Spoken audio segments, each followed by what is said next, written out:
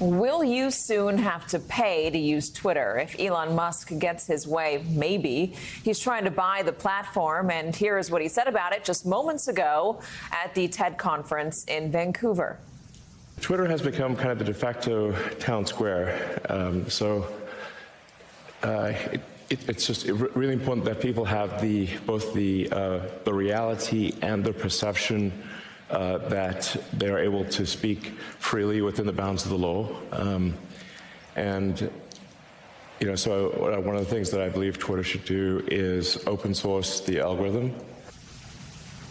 Musk is offering a premium for Twitter, $54.20 a share. Right now, Twitter stock costs about $46.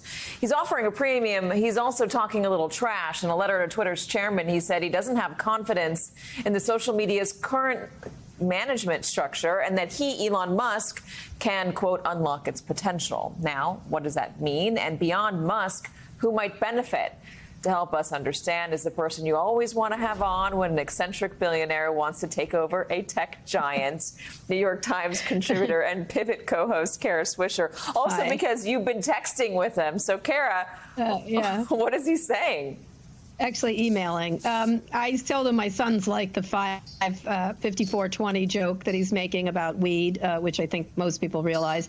And he said, my son's rock. I'm hoping to get him on Sway. I've interviewed him lots and lots of times. And so I really want to sort of take him through the paces of what he's doing here, because he needs a little bit of pushback, I suspect. And, he's making claims, some of which are really interesting, some of which are, dramatic, because Elon Musk is dramatic. And so, I think a lot of Wall Street right now doesn't think he's serious because the stock hasn't risen at all. They think he's doing some sort of way to get out of the stock, and that's what it looks like from Wall Street's perspective.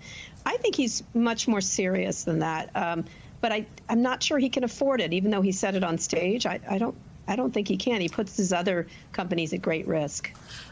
If he was able to afford it, and if the shareholders were to take him up on the offer, what would it mean for the platform? And when he's asked whether he's a free speech absolutist, and he says yes, I guess what does that mean? And one of the big questions I have as a member of the media is, would he let someone like Donald Trump back on the platform? Oh, yeah. He objected to it at the time, as you recall, when Twitter knocked him off. Jack Dorsey made that decision. Elon thought it wasn't correct, and he tweeted about it several times, I think, but at least once, that he thought it was the wrong thing.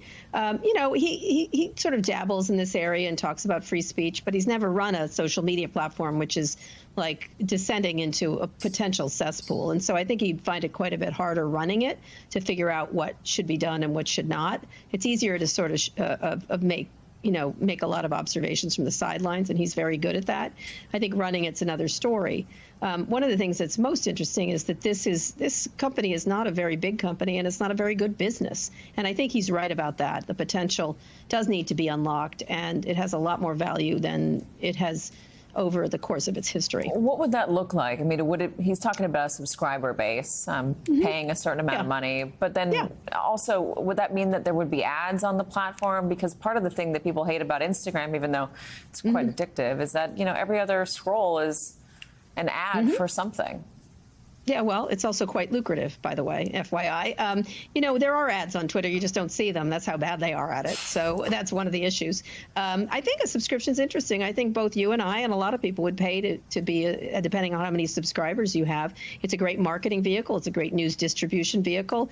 It's sort of giving away everything for free. And for what? They have a kind of not a very good ad business, or it's okay. And it's also not very big. And so one of the things he is talking about is this de facto town square idea. Well, it's not a town square. It's a public square. It's a private square. And they always talk about it like it's a public square, and it's a private company. And so that's going to be that's what he wants to do, bring it private so it can do some of these things without pressure from Wall Street and the stock price. Twitter is it's very tricky, and it's had a large effect on democracies abroad, but also here, as we saw last year with the insurrection, and as we saw in 2016 during the election. He's talking about getting rid of the bot armies. How do you do that? I mean, if you could just get rid of them pretty easily, wouldn't Twitter have already done it? If you make it a subscription, it sort of solves a lot of problems in that way.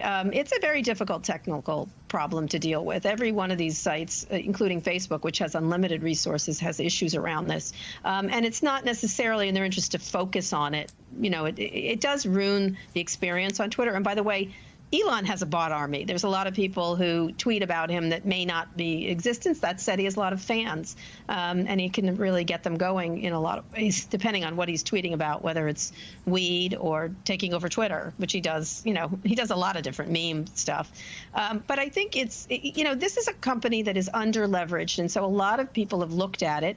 But it has a lot of hair on it, including Donald Trump, speaking of hair, and whether to bring him back. Without Elon Musk, they have to think about it if he runs for president and if he wins, whether they can let him back on it. They are under enormous pressure to do so. It is, it's so tricky, Kara, because there are real and devastating consequences for using that platform to lie, and we've seen it. We've seen it happen. I wonder. When talking about this, it's kind of funny. Elon Musk wants to buy it, but there are massive life and globe altering consequences for just letting people run wild on the thing. Yes, 100%. But that's Facebook is really where the real action is in that. So this is a very small company.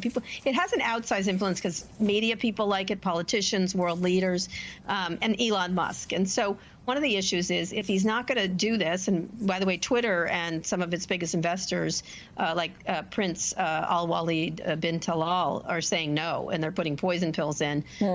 What is he going to do? He's going to have to somehow unload this 10% stake. And that's probably what he's going to have to do, or raise private financing, which has its own risks and possible rewards, but a lot of risks for him. Well, I didn't play the soundbite, but he was asked if there's a plan B, and he laughed and said there is. We'll find out what that is. That's what a super villain hero would say, right? He thinks he's Tony Stark, right? That's what they'd say. However you feel about him, that's what Tony Stark would say.